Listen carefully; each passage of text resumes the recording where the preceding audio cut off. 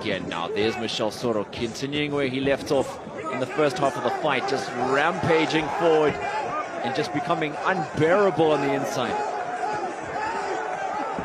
That's more of what you wanted to see from Michel Soro. Oh, brilliant left hook! That's hurt Mkwinyo. Okay, is making Mosmad Ego na hili case closed. Bwana Hassan Mwakinyo amepoteza pambano lake katika raundi ya 9.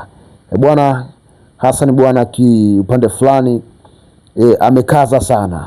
Yaani tumpe pongezi yake hata kama amefeli katika hili, lakini amepambana sana kwa sababu raundi ya 9 kwa yule mwamba ambaye amecheza naye, mimi naona amekaza sana. Sasa kitu ambacho mimi kinanishangaza kwa Tanzania, yani Hassan Mwakinyo ni bondia ambaye ana presenti kwa Watanzania wote akiwa anacheza na mataifa mengine.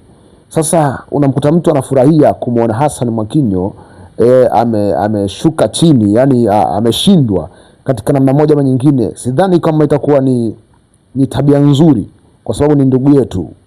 Akishinda akipata fursa fulani, basi inakuwa ni nafasi moja ama nyingine kwa ndugu zetu ambao wanatamani kufika katika nafasi kama ya Mwakinyo, kwa sababu watu wanapata nguvu fulani kupitia Mwakinyo, au sio bwana? Sasa inaniuliza sana nikiona watu wanamwata vibaya Mwakinyo kwa kushindwa ili pambano.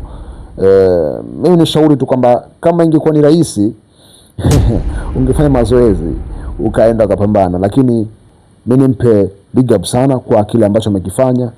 Ametuheshimisha raundi ya 9, si padogo my brother. Bwana, hii ni case closed.